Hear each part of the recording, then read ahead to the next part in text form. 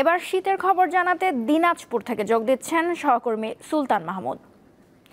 সুলতান, দিনাজপুরের শীতের তীব্রতা কেমন দেখছেন এবং হাসপাতালে শীতজনিত রোগে আক্রান্তের চাপ বেড়েছে কি?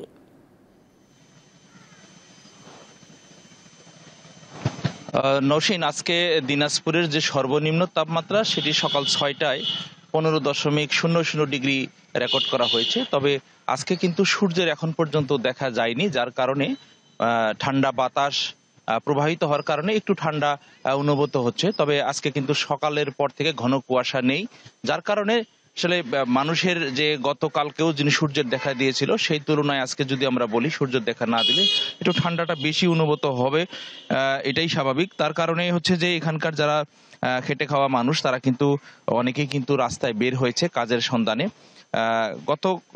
গতকালকে এবং গত পরশুদিন কিন্তু সূর্য দেখা দিয়েছিল, এর কারণে অনেকেই কিন্তু স্বাভাবিক যে কাজকর্ম সেটি কিন্তু করতে পেরেছে।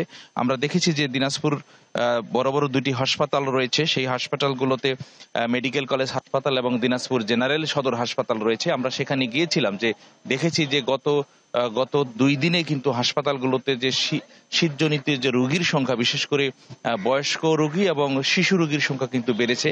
আমরা দেখেছি যে হাসপাতালগুলোর যে ডায়রিয়া ওয়ার্ডগুলো রয়েছে সেখানে কিন্তু রোগীর চাপ অনেকটা বেড়েছে। অনেকেই কিন্তু হাসপাতালের যে বারান্দা রয়েছে সেখানে কিন্তু চিকিৎসা নিচ্ছে এবং বেডগুলো কিন্তু ইতিমধ্যেই পূর্ণ হয়ে গেছে। এবং ঠিক একই অবস্থা দিনাজপুরের যে মেডিকেল কলেজ হাসপাতাল রয়েছে, সেখানে আমরা দেখেছি যে শিশু ওয়ার্ডে কিন্তু রোগীর চাপ অনেক বেড়েছে এবং কেউ কেউ ফ্লোরে কিন্তু চিকিৎসা নিচ্ছেন। এবং আমরা দেখেছি যে বেশিরভাগই রোগী কিন্তু ডায়রিয়া, নিউমোনিয়া, জ্বর, সর্দি, কাশি,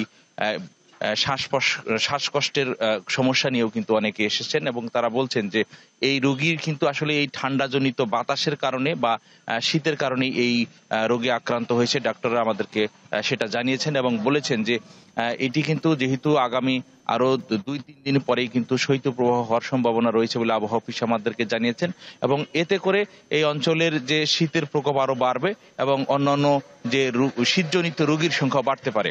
নওশীন, দিনাজপুর থেকে জানাচ্ছিলেন সহকর্মী সুলতান মাহমুদ।